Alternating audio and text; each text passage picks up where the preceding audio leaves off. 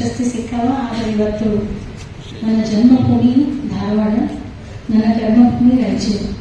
ಆದ್ರೆ ಇವತ್ತು ನನಗಿಲ್ಲೇ ಏನು ಪ್ರಶಸ್ತಿ ಸಿಗ್ತಲ್ಲ, ನಿಜವಾಗ್ಲೂ ಬಹಳ ಸಂತೋಷ ಅನಿಸ್ತದೆ. ಯಾಕಂದ್ರೆ ಸಣ್ಣದಿರ್ತ ನಾವು ವಿದ್ಯಾವರ್ಧಕ ಸಂಘವನ್ನು ನೋಡ್ತಿದ್ವಿ. ಯಾಕಂದ್ರೆ ನಮ್ಮ ಧಾರವಾಡದ ಗರ್ಭಗುಡಿ ಇದು.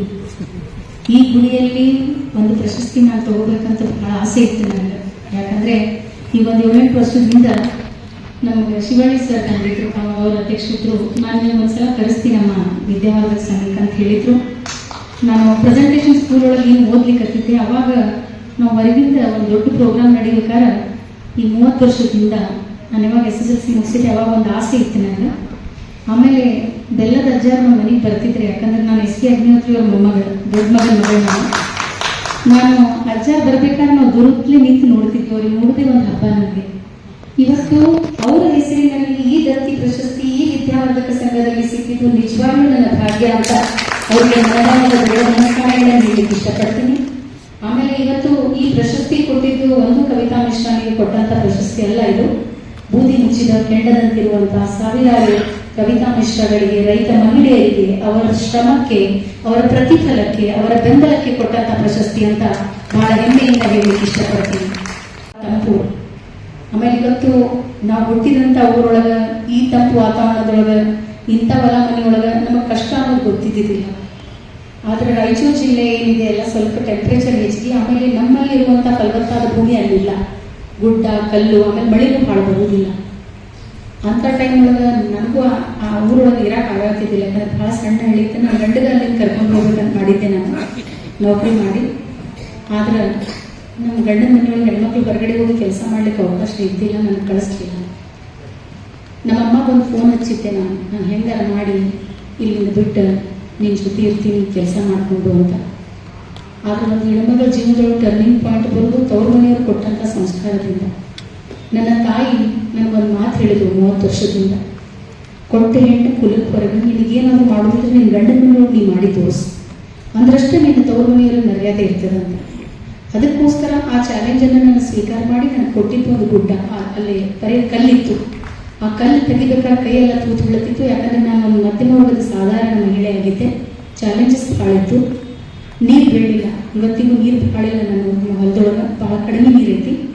ಆ ಕಡಿಮೆ ನೀರಿನಲ್ಲಿ ನಾನು 8 ಎಕರೆ 10 ಗುಂಟೆಯಲ್ಲಿ ಮಾಡಿದಂಥ ಬೆಳೆಗಳ ವಿವರ 2,500 ಶ್ರೀಗಂಧ, 1200 ಮಾವು, 600 ಪೇರಲ, 600 ಸೀತಾಫಲ, 100 ಬೆಟ್ಟದ ನೆಲ್ಲಿಕಾಯಿ, 100 ಹುಣಸೆ ಹಣ್ಣು, 100 ಕರಿಬೇವು, 800 ಸಾಗವಾನಿ ಗಿಡ. ಇದರ ಜೊತೆ ಕುರಿ ಸಾಕಾಣಿಕೆ, ಕೋಳಿ ಸಾಕಾಣಿಕೆ, ಜೀನು ಸಾಕಾಣಿಕೆ, ಹೈನುಗಾರಿಕೆಯನ್ನು ನಾನು ಬಹಳ ಸಮರ್ಪಕವಾಗಿ ನಿಭಾಯಿಸ್ತಿದ್ದೀನಿ. ಇಷ್ಟೊಂದು ಬೆಳೆಗಳನ್ನು ಯಾಕೆ ಮಾಡಿದ್ದೀನಿ ಅಂದ್ರೆ ನಿಮ್ಗೆ ಸುತ್ತ ಗೊತ್ತೈತಿ. ಇವತ್ತು ನಾಳೆ ಹೊಲ ಮನೆ ಮಾಡ್ತಾನಂದ್ರೆ ಅವ್ರಿಗೆ ಯಾರು ಹುಡುಗಿ ಕೊಡಕ್ಕೆ ಒಳ್ಳೆನಕತ್ತಾರೆ. ಯಾಕಂದ್ರೆ ತಿಂಗಳ ಪಗಾರ ಇರುವುದಿಲ್ಲ, ರಿಟೈರ್ಮೆಂಟ್ ಪೆನ್ಷನ್ ಇರುವುದಿಲ್ಲ. ಅದಕ್ಕೋಸ್ಕರ ನಾನು ಏನು ಪ್ಲ್ಯಾನ್ ಮಾಡಿದೆ, ನಮ್ಮ ಹಿರಿಯರು ನಮ್ಗೆ ಏನಾರ ಹೊಲ ಬಿಟ್ಟು ಹೋಗ್ಯಾರಂದ್ರೆ we have to divide that land, we have to plan it out in a right way. ಅದಕ್ಕೋಸ್ಕರ ನಾನು ಮಾಡಿದ್ದು agriculture, horticulture, agroforestry and animal husbandry. ಕೃಷಿ, ತೋಟಗಾರಿಕೆ, ಪಶುಸಂಗೋಪನೆ, ಅರಣ್ಯ ಕೃಷಿ.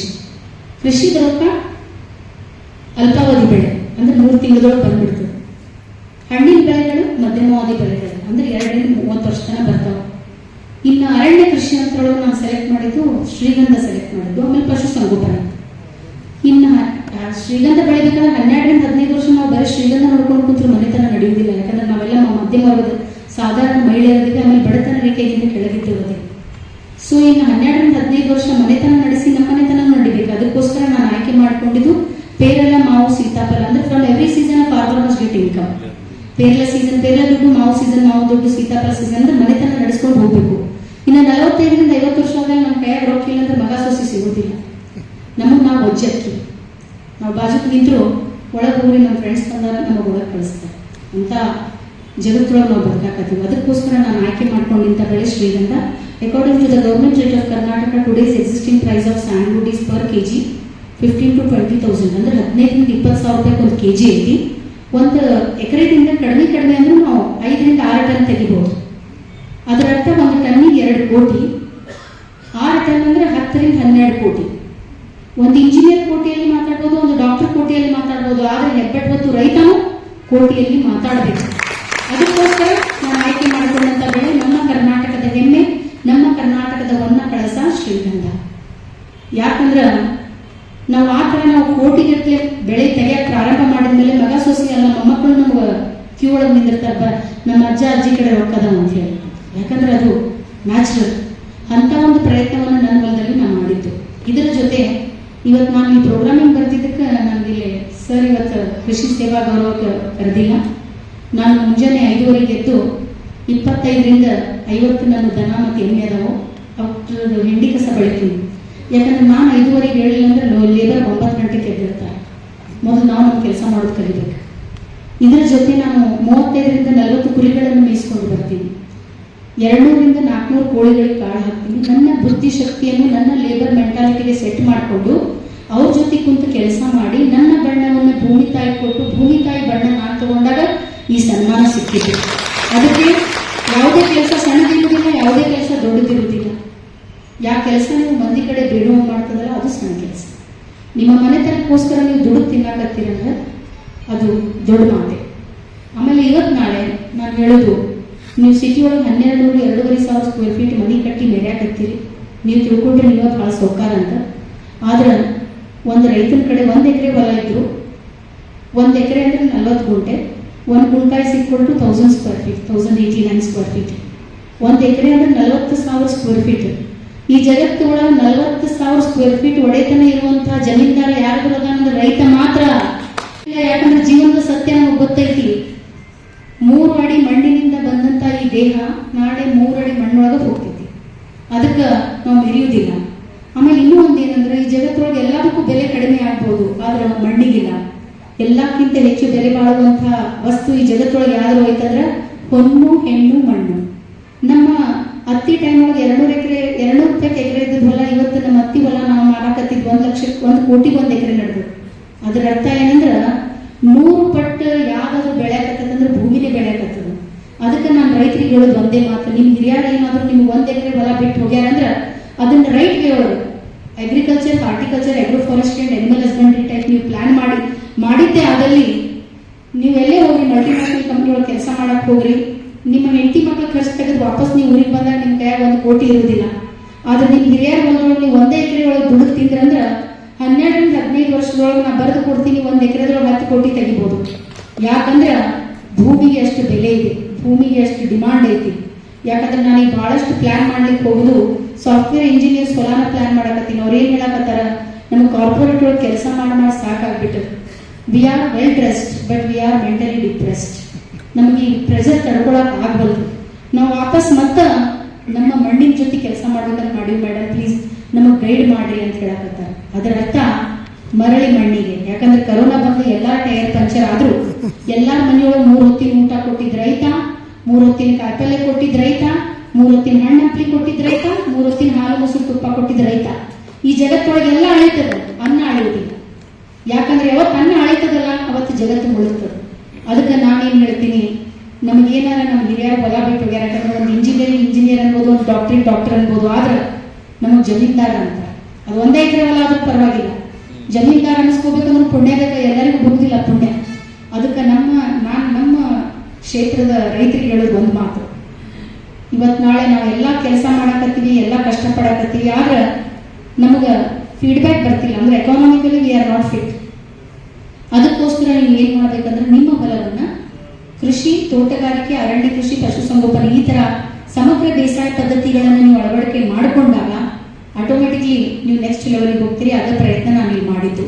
ಇದ್ರ ಜೊತೆ ಒಂದು 4-5 ವರ್ಷದಿಂದ ನಾನು ಇಂತನ ಎಷ್ಟು ಗಿಡಗಳನ್ನು ಹೇಳಿದೆ ಆ ಎಲ್ಲ ಗಿಡಗಳ ಬಗ್ಗೆ ನರ್ಸರಿಗಳನ್ನ ಸ್ಟಡಿ ಮಾಡ್ಕೊಂಡು ಬಂದು ಭಾರತೀಯ ಮರ ವಿಜ್ಞಾನ ಸಂಸ್ಥೆ IWST ಇಂಡಿಯನ್ ವುಡ್ ಸೈನ್ಸ್ ಟೆಕ್ನಾಲಜಿಯಿಂದ ಟ್ರೈನಿಂಗ್ಗಳನ್ನು ಪಡೆದುಕೊಂಡು ಬಂದು ನನ್ನ ಸ್ವತಃ ನರ್ಸರಿಗಳನ್ನು ನಾನು ಪ್ರಾರಂಭ ಮಾಡಿ ಉತ್ಕೃಷ್ಟ ದರ್ಜೆಯ ಶ್ರೀಗಂಧದ ಸಸಿಗಳನ್ನು ಕರ್ನಾಟಕ ಅಷ್ಟೇ ಅಲ್ಲ, ಮುಜಫರ್ಪುರ್, ಬಿಹಾರ್, ಛತ್ತೀಸ್ಗಢ, ರಾಯಪುರ್, ಮೈಸಾನ, ಗುಜರಾತ್, ಭಾರತದ ಎಲ್ಲಾ ರಾಜ್ಯಗಳಿಗೆ ನನ್ನ ಶ್ರೀಗಂಧದ ಸಸಿಗಳನ್ನು ನಾನು ಕೊಡ್ತಿದ್ದೀನಿ.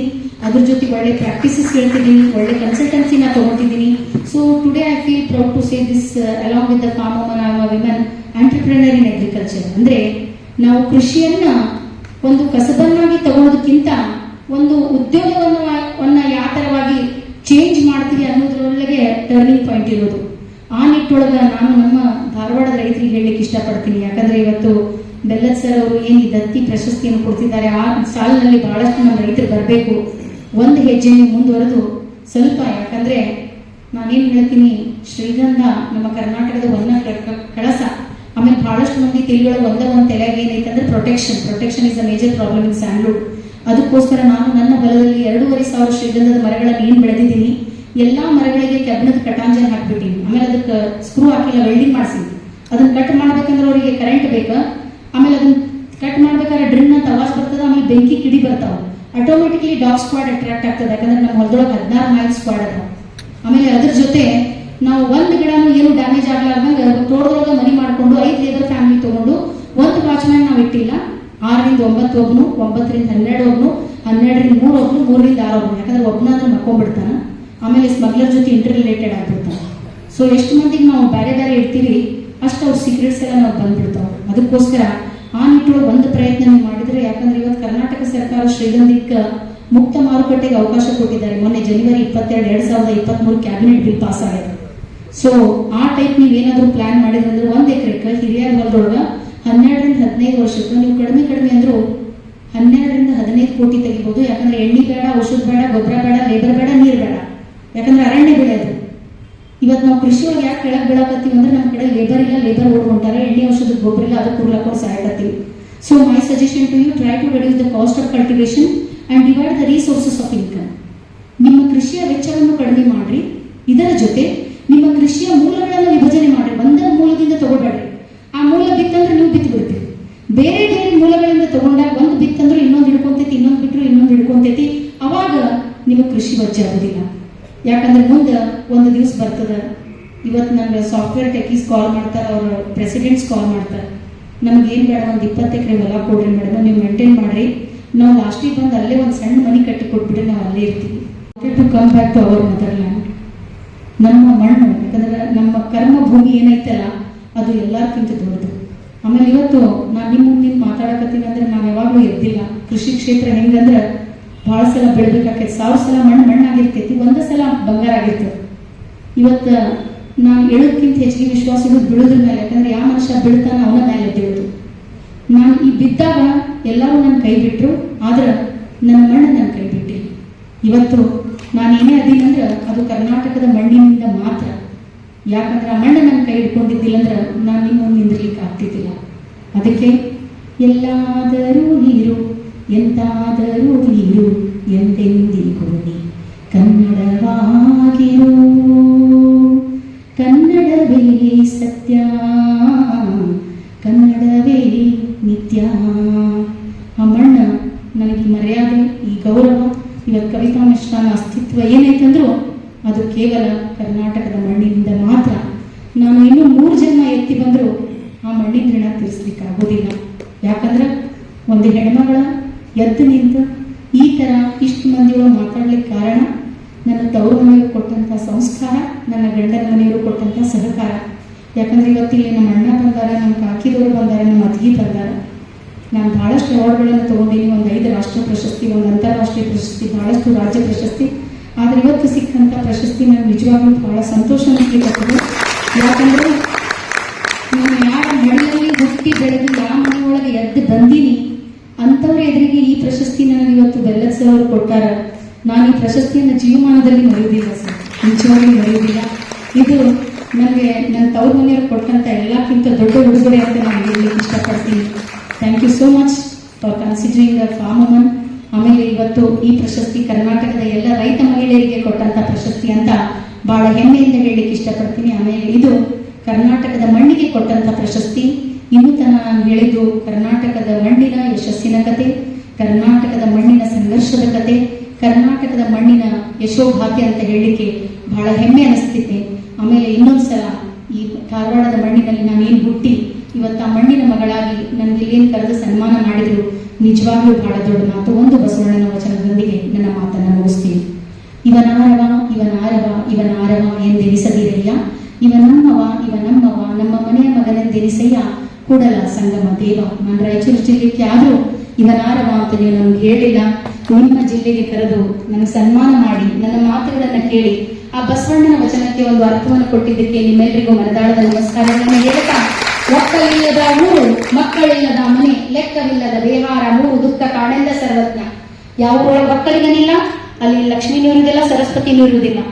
ಎಲ್ಲಿ ಒಕ್ಕಲಿಗನಿರ್ತಾನೆ ಅಲ್ಲಿ ಲಕ್ಷ್ಮೀನೂ ಇರ್ತಾಳ, ಸರಸ್ವತಿನೂ ಇರ್ತಾಳ. ಜಗತ್ತಿನ ಎಲ್ಲ ಸೌಭಾಗ್ಯಗಳಿರುವುದು ಒಕ್ಕಲಿಗನಿದ್ದಲ್ಲಿ ಮಾತ್ರ. ನೇಗಿಲ ಕುಲದೊಳಗಡಗಿದೆ ಕರ್ಮ, ನೇಗಿಲ ಮೇಲೆ ನಿಂತಿದೆ ಧರ್ಮ. ಧರ್ಮ ಮತ್ತು ಕರ್ಮ ಯಾರ್ದ್ರ ಮೇಲೆ ನಿಂತಾವ ಅಂದ್ರೆ ರೈತರ ಮೇಲೆ ನಿಂತಾವ. ಯಾಕಂದ್ರೆ ಒಂದು ಇಂಜಿನಿಯರ್ ಸ್ಟ್ರೈಕ್ ಮಾಡಿದ್ರು ಜಗತ್ತು ನಡೀತದ, ಒಂದು ಡಾಕ್ಟರ್ ಸ್ಟ್ರೈಕ್ ಮಾಡಿದ್ರು ಜಗತ್ತು ನಡೀತದ. ಆದ್ರೆ ಅನ್ನದಾತ ಹಿಂಗಾರಿ ಮುಂಗಾರಿ ಒಂದ ಬೆಳಿಲಿಲ್ಲ ಅಂದ್ರೆ ಜಗತ್ತು ಅಳ್ಳಾಡ್ ಹೋಗ್ತದೆ. ಯಾಕಂದ್ರೆ ನಿಮ್ಮೆಲ್ಲರಿಗೂ 15-20 ದಿವಸ ಉಪವಾಸ ಇಟ್ಟು ಒಂದ್ ಕಡೆ 100 ಕೋಟಿ ರೂಪಾಯಿ ಇಟ್ಟು ಒಂದ್ ಕಡೆ 100 ತೊಲಿ ಬಂಗಾರ ಇಟ್ರ ನಟ್ಟ ನಡ್ಬೇಕು ಅನ್ನ ಸಾರಿ ಇಟ್ರೆ ಏನ್ ತಿಂತೀರಿ? ಬಂಗಾರ ತಿಂತಿರೋ, ಅನ್ನ ತಿಂತಿರೋ, ರೊಟ್ಟಿ ತಿಂತೀರೇ, ಈಗ ದುಡ್ಡು ತಿಂತೀರಿ. ಎಲ್ಲದಕ್ಕೂ ಬೇಕಾಗಿದ್ದ ಅನ್ನ. ಅದಕ್ಕೆ ನಾವೆಲ್ಲ ಕೊಟ್ಟರು ಸಾಕು ಅನ್ನೋದು ಅನ್ನ ಸಾರು ಮಾತ್ರ, ಬೇರೆದೆಲ್ಲ ಬೇಕಂತೀವಿ. ಯಾವ್ದು ಸಾಕು ಅಂತೀರಿ ಅದು ಉಳಿತೈತಿ, ಯಾವ್ದು ಬೇಕಂತೀರಿ ಅದು ಅಳಿತೈತಿ. ಅದಕ್ಕೋಸ್ಕರ ನನಗೆ ಈ ಪ್ರಶಸ್ತಿಗೆ ಪರಿಗಣಿಸಿ ನನ್ನ ಜನ್ಮಭೂಮಿಯಲ್ಲಿ ನನಗೆ ಪ್ರಶಸ್ತಿ ಕೊಟ್ಟಿದ್ದ ಎಲ್ಲ ಹಿರಿಯರಿಗೆ ಕಿರಿಯರಿಗೆ ನಿಮಗೆ ಪಾದ ಮುಟ್ಟಿ ನಮಸ್ಕಾರ ಮಾಡ್ತಾ, ಮತ್ತೊಮ್ಮೆ ಕರ್ನಾಟಕದ ಮಣ್ಣಿಗೆ ನಮಸ್ಕಾರಗಳನ್ನು ಹೇಳ್ತಾ, ಇದೇ ನಾಡು ಇದೇ ಭಾಷೆ ಎಂದೆಂದು ನಮ್ಮದಾಗಿರಲಿ, ಹೇಗೆ ಇರಲಿ ಎಲ್ಲೇ ಇರಲಿ, ಕನ್ನಡವೇ ನನ್ನ ಉಸಿರಿರಲಿ. ಧನ್ಯವಾದ. ನಮ್ಮ ಒಂದು ಬೆಲ್ಲದ ಕೃಷಿ ಮತ್ತು ಶಿಕ್ಷಣ ಪ್ರತಿಷ್ಠಾನದ ದತ್ತಿ ಕಾರ್ಯಕ್ರಮವನ್ನು ಇಟ್ಟು ಇವತ್ತು ಉದ್ಘಾಟನೆಯನ್ನು ಮಾಡಿದ್ದಾರೆ. ಈ ಕಾರ್ಯಕ್ರಮದಲ್ಲಿ ನಮ್ಮ ಕೃಷಿ ವಿಶ್ವವಿದ್ಯಾಲಯದ ಪ್ರಾಧ್ಯಾಪಕರು ಬಂದಿದ್ದಾರೆ ಮತ್ತು ನಮ್ಮ ಆತ್ಮೀಯರಾದಂಥ ಕವಿತಾ ಮಿಶ್ರಾ ಅವರು ಬಂದು ಬಹಳ ಚೆನ್ನಾಗಿ ಇವತ್ತು ಮಾತನಾಡಿದ್ದಾರೆ. ಅವರಿಗೆ ನಮ್ಮ ಕರ್ನಾಟಕ ವಿದ್ಯಾವರ್ಗ ಸಂಘದಲ್ಲಿ ಇರುವಂಥ ತಮ್ಮೆಲ್ಲರ ಪರವಾಗಿ ಅವರಿಗೆ ನಾನು ಅಭಿನಂದನೆಗಳನ್ನು. ಅಷ್ಟು ದೊಡ್ಡ ಸಾಹಸವನ್ನು ಅವರು ಅಂಥ ಒಂದು ಪ್ರದೇಶದಲ್ಲಿ ಹೋಗಿ ಅವರು ಮಾಡಿ ಇವತ್ತ ಶ್ರೇಷ್ಠ ಕೃಷಿ ಸೇವಾ ಗೌರವವನ್ನು ಪಡೆದುತ್ತಾರಲ್ಲ, ಅದಕ್ಕೆ ನಮಗೆ ಬೆಲ್ಲದ ಕೃಷಿ ಮತ್ತು ಶಿಕ್ಷಣ ಪ್ರತಿಷ್ಠಾನಕ್ಕೆ ಹೆಚ್ಚಿನ ಒಂದು ಗೌರವ ಸಿಕ್ಕಿದೆ ಅನ್ನಿಸ್ತಾ ಇದೆ. ಆ ರೀತಿಯಿಂದ ಅವರಿಗೆ ಮತ್ತೊಮ್ಮೆ ನಿಮ್ಮೆಲ್ಲರ ಪರವಾಗಿ ನಮ್ಮ ಬೆಲ್ಲದ ಶಿಕ್ಷಣ ಕೃಷಿ ಪ್ರತಿಷ್ಠಾನದ ಪರವಾಗಿ ಶ್ರೀಮತಿ ಮಿಶ್ರಾ ಅವರಿಗೆ ಇವತ್ತಿನ ದಿವಸ ಅಭಿನಂದನೆಗಳನ್ನು ಸಲ್ಲಿಸ್ತಾ ಇದ್ದೇನೆ. ತಾವೆಲ್ಲ ಈ ಕಾರ್ಯಕ್ರಮಕ್ಕೆ ಶೋಭೆಯನ್ನು ತಂದು ಯಶಸ್ವಿಗೊಳಿಸಿದ್ದಕ್ಕೆ ನಿಮ್ಮೆಲ್ಲರಿಗೂ ಸಹಿತ ನಾನು ವಂದನೆಗಳನ್ನು ಸಲ್ಲಿಸ್ತಾ ಇದ್ದೇನೆ. ಉದ್ಘಾಟಕರಾಗಿ ಬಂದು ಈ ಕಾರ್ಯಕ್ರಮವನ್ನು ನಡೆಸಿಕೊಟ್ಟಂತ ಎಲ್ಲರಿಗೂ ಮತ್ತು ವೇದಿಕೆಯಲ್ಲಿರುವ ಎಲ್ಲರಿಗೂ ವಂದನೆ, ಮುಂದಿರುವಂಥ ತಮ್ಮೆಲ್ಲರಿಗೂ ಸಹಿತ ವಂದನೆಗಳನ್ನು. ಕರ್ನಾಟಕ ವಿದ್ಯಾವರ್ಧಕ ಸಂಘ ನಮ್ಮ ನಿಮ್ಮೆಲ್ಲರ ಪ್ರತಿಷ್ಠಿತ ಸಂಘ. ಈ ಸಂಘ ಮತ್ತು ಬೆಲ್ಲದ ಕೃಷಿ ಮತ್ತು ಶಿಕ್ಷಣ ಪ್ರತಿಷ್ಠಾನ ದತ್ತಿ ಉದ್ಘಾಟನೆ ಮತ್ತು ಶ್ರೇಷ್ಠ ಕೃಷಿ ಸೇವಾ ಗೌರವದ ಪ್ರಶಸ್ತಿ ಪ್ರದಾನ ನಿಮಿತ್ತ ಈ ಕಾರ್ಯಕ್ರಮವನ್ನು ಇವತ್ತು ಇಲ್ಲಿ ಸಾಯಂಕಾಲ ಆಯೋಜಿಸಿದ್ದಾರೆ. ಈ ಕಾರ್ಯಕ್ರಮದ ಮುಖ್ಯ ಅತಿಥಿಯಾಗಿ ಮತ್ತು ಉದ್ಘಾಟನೆಯನ್ನ ಮಾಡಿ ತಮ್ಮೆಲ್ಲರನ್ನ, ಮುಖ್ಯವಾಗಿ ಮಹಿಳೆಯರನ್ನ ಹುರಿದುಂಬಿಸಿ ಮಾತನಾಡಿ ನಿರ್ಗಮಿಸಿದಂತ ಶ್ರೀಮತಿ ದಿವ್ಯಾ ಪ್ರಭು ಜಯಾರ್ಜಿ, ನಮ್ಮ ಧಾರವಾಡ ಜಿಲ್ಲೆಯ ಜಿಲ್ಲಾಡಳಿತಾಧಿಕಾರಿಗಳೇ ಹಾಗೂ ಕಾರ್ಯಕ್ರಮದಲ್ಲಿ ಹಿರಿಯರಾದಂಥ ಕರ್ನಾಟಕ ವಿದ್ಯಾವರ್ಧಕ ಸಂಘದ ಅಧ್ಯಕ್ಷರು ಮತ್ತು ಈ ದತ್ತಿ ದಾನಿಗಳಾದಂಥ ಹಿರಿಯರಾದಂಥ ಶ್ರೀಯುತ ಚಂದ್ರಕಾಂತ್ ಬೆಲ್ಲದವರೇ, ನಮ್ಮ ಧಾರವಾಡದ ಪ್ರತಿಷ್ಠಿತ ಮತ್ತು ಗೌರವಾನ್ವಿತ ವಿಧಾನಸಭಾ ಸದಸ್ಯರಾದಂಥ ನಮ್ಮ ಮಾರ್ಗದರ್ಶಕರಾದಂಥ ಶ್ರೀಯುತ ಅರವಿಂದ್ ಬೆಲ್ಲದವರೇ, ಕಾರ್ಯಕ್ರಮದ ಕಾರ್ಯಾಧ್ಯಕ್ಷರಾದಂಥ ಶ್ರೀಮತಿ ಮಾಲತಿ ಪಟ್ಟಣ ಶೆಟ್ಟಿಯವರೇ, ಶ್ರೀಯುತ ಶಂಕರ್ ಅಲಗತ್ತಿ ಅವರು ಪ್ರಧಾನ ಕಾರ್ಯದರ್ಶಿಯವರೇ, ಶಂಕರ್ ಕುಂಬಿ ಅವರು ಸಹ ಕಾರ್ಯದರ್ಶಿ ಹಾಗೂ ಸತೀಶ್ ಕುರ್ಮರಿ ಅವರು ಕೋಶಾಧ್ಯಕ್ಷರು ಹಾಗೂ ದತ್ತಿ ಕಾರ್ಯಕ್ರಮ ಸಂಯೋಜಕರು. ಈ ಕಾರ್ಯಕ್ರಮಕ್ಕೆ ಪ್ರಶಸ್ತಿಯನ್ನ ಪಡೆಯಲಿಕ್ಕೆ ಇಲ್ಲಿ ನಮ್ಮೊಂದಿಗಿದ್ದು ಪ್ರಶಸ್ತಿಯನ್ನ ಸ್ವೀಕರಿಸಿ ತಮ್ಮ ಅನುಭವಗಳನ್ನು ಹಂಚಿಕೊಂಡಂತ ಧಾರವಾಡದ ಪ್ರತಿಷ್ಠಿತ ಮತ್ತು ಹೆಮ್ಮೆಯ ಮಗಳಾದಂಥ ಶ್ರೀಮತಿ ಡಾಕ್ಟರ್ ಕವಿತಾ ಅಗ್ನಿಹೋತ್ರಿ ಮಿಶ್ರಾ ಧಾರವಾಡದಲ್ಲಿ ಅಗ್ನಿಹೋತ್ರಿ ಅಂತ ನಾವು ಕರೆಯಬೇಕು. ನಮ್ಮ ಪರಂಪರೆಯಂತೆ ಅವರು ಏನು ಮದುವೆ ಆಗಿನಿಂದ ಮಿಶ್ರಾ ಅವರು ಆಗಿರ್ತಾರೆ, ಆದರೆ ಧಾರವಾಡಕ್ಕೆ ಅವರು ಕವಿತಾ ಅಗ್ನಿಹೋತ್ರಿ ಅವರೇ. ಅದೇ ರೀತಿ